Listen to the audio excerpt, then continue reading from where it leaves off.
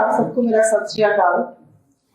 सम्मानित मंच और यहाँ पर आए हुए मेरे मीडिया के साथियों, मैं आपको पहले एक कहानी सुनाना चाहती हूँ। उस कहानी से आप निष्कर्ष निकालिए कि क्या अन्याय हुआ है, क्या मिस्टीरियस सर्कमस्टेंसेस थे या नहीं थे।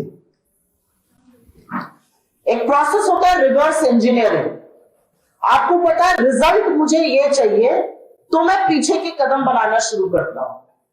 रिवर्स इंजीनियरिंग के इस प्रोसेस में मोदी सरकार ने मन बना लिया था कि राहुल गांधी जी की सदस्यता को रद्द करना है, सदस्यता को खत्म करना है।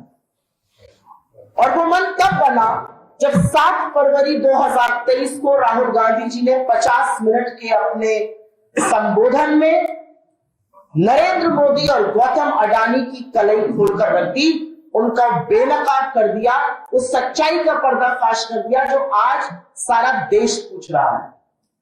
ये रिश्ता क्या है अडानी और मोदी का, और अडानी पर इतने मेहरबान क्यों है मोदी और जांच क्यों नहीं कराते हैं। रिवर्स इंजीनियरिंग ये थी कि हमें इनको डिस्क्वालीफाई करना है, इनकी सदस्यता रद्द करनी है, क्योंकि जब जब ये सदन में बोलेंगे तब तब और पर्दाफाश होगा। तो रिवर्स इंजीनियरिंग में रिजल्ट पता था, अब उसके लिए ट्रिगर चाहिए था। ट्रिगर क्या हो सकता है? एटलीस्ट 2 साल की सजा इनको मिले जिससे कि इनकी सदस्यता रद्द हो जाए, ये ट्रिगर था। अब उस ट्रिगर के लिए एक ऐसा केस चाहिए था कि वो काम तुरंत हो जाए। तो बाकी जो फर्जी केसेस में फंसाया हुआ है इन्होंने राहुल जी को, उसमें तो तुरंत कार्रवाई हो नहीं सकती थी। तो इन्होंने तुरंत कार्रवाई के लिए एक ऐसा केस ढूंढा जिसमें कि इनको तुरंत सजा हो जाए। और वो केस इनको सूरत की एक अदालत में मिला जो कि डोरमेंट पड़ा हुआ था, डेड पड़ा हुआ केस था। और एक ऐसा केस था जिसमें याचिकाकर्ता ने, जो पिटिशनर है, उसने हाई कोर्ट में जाकर उस कार्रवाई पर रोक लगाने के लिए एप्लीकेशन डाली हुई थी, रोक लगी हुई थी। उस केस को पुनर्जीवित किया जाता है, वो एप्लीकेशन विड्रॉ करी जाती है, अभी उसके बारे में बात करूंगी। 15 से 20 दिन के अंदर सारी कार्रवाई हो जाती है, जजमेंट रिजर्व हो जाता है और 23 मार्च को जजमेंट आता है। और जजमेंट आता है 2 साल की सजा का। ये अनप्रेसिडेंटेड है इंडिया की न्यायपालिका, इंडिया की जुडिशियल हिस्ट्री में आज तक अवमानना के लिए जिस जुर्म में इनको फंसाया जा रहा था उसके लिए कभी भी 2 साल की सजा नहीं मिली है। लेकिन ये 2 साल की अगर सजा नहीं मिलती तो राहुल गांधी को डिस्क्वालीफाई ये नहीं कर पाते। अगर सजा 1 साल 11 महीने 29 दिन की होती तो राहुल गांधी जी का डिस्क्वालिफिकेशन नहीं होता। तो मैं आपके सामने ये कहानी इसलिए बयां कर रही हूं क्योंकि रिजल्ट जो मोदी सरकार चाहती थी वो था कि राहुल गांधी जी सदन में ना रहे, उनकी सदस्यता रद्द करी जाए, और सारा स्वांग रचा गया कि कैसे उस निष्कर्ष पर पहुंचा जा सके। और कुछ भी और कहने से पहले मैं 3 तथ्य आपको और बताना चाहती हूँ। राहुल गांधी जी का माइक स्विच ऑफ किया जाता है।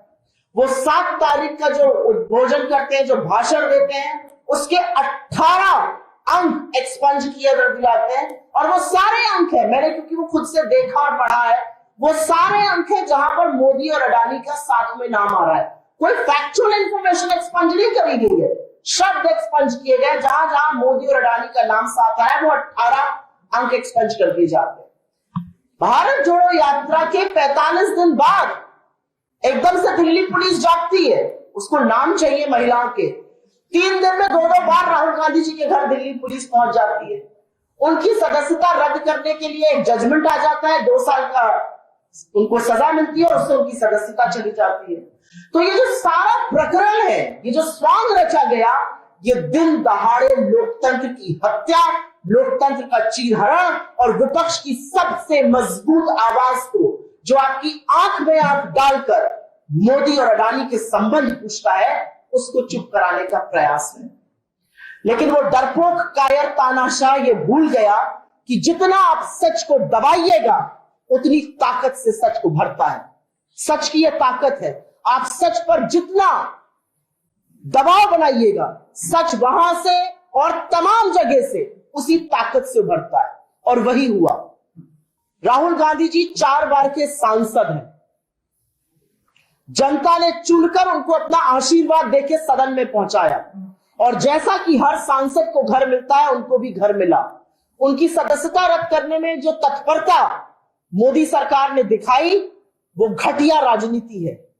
आपको लगता है राहुल गांधी जी अगर सदन में नहीं रहेंगे तो वो डर के बैठ जाएंगे, आपको लगता है आप उनका घर छीन लेंगे तो वो चुप होकर बैठ जाएंगे। राहुल गांधी जी की रगों में वो खून है जिन्होंने उन्हें शहादत दी है। और राहुल गांधी जी उस परिवार से आते हैं जिसने 40 बीघे के ऊपर बना हुआ आनंद भवन और स्वराज भवन जैसे राजमहल इस देश की आजादी के लिए दान में दे दिए थे। वो उस दादी के पोते हैं जिसने अपने सारे जेवर 1962 के भारत चीन युद्ध में भारत के राजकोष में दान में दे दिए थे। आपको लगता है राहुल गांधी जी को इससे फर्क पड़ेगा? आप मुगालते में हैं, आपके दांव एक के बाद एक गलत पड़ रहे हैं, क्योंकि आपके सारे दांव इस देश के विपक्ष को चुप कराने के लिए, लोगों को भ्रमित करने के लिए, विपक्ष को डराने और धमकाने के लिए है। विपक्ष लामबंद होकर आज सारा विपक्ष एक साथ एक समूचे स्तर से एक ही मांग कर रहा है।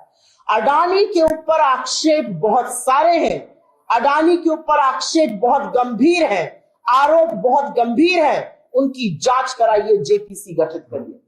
अगर आपका गिरेबान साफ है, अगर आप कोई चीज छुपाना नहीं चाहते तो आप जेपीसी से क्यों भाग रहे हैं? 75 साल में पहली बार सत्ता पक्ष सदन नहीं चलने दे रहा है। सत्ता पक्ष नारेबाजी करता है, वेल में आता है, अवरोध पैदा करता है कि सदन ना चले, क्योंकि सदन चलेगा तो अडानी और मोदी की बखिया और उधेड़ी जाएगी। और अब ये क्या डर गए? अब तो परत दर परत खुलती जा रही है अडानी और मोदी की, और जिसको रंग पोत कर एक छवि बनाई गई थी वो छवि ध्वस्त हो गई है। उस व्यक्ति का कायरता, उस व्यक्ति का खोखलापन आज सारा देश देख रहा है। और आज सारा देश यही सवाल पूछ रहा है जो हम सदन में और सड़कों पर पूछ रहे हैं कि ऐसा क्या है जो पूरी की पूरी सरकार, पूरा तंत्र, सारे मंत्री, सारे सांसद, गृह मंत्री से लेकर प्रधानमंत्री नरेंद्र मोदी तक एक व्यक्ति के बचाव में मोर्चा संभाले हुए, एक व्यक्ति के बचाव में सब लोग मैदान में उतर गए।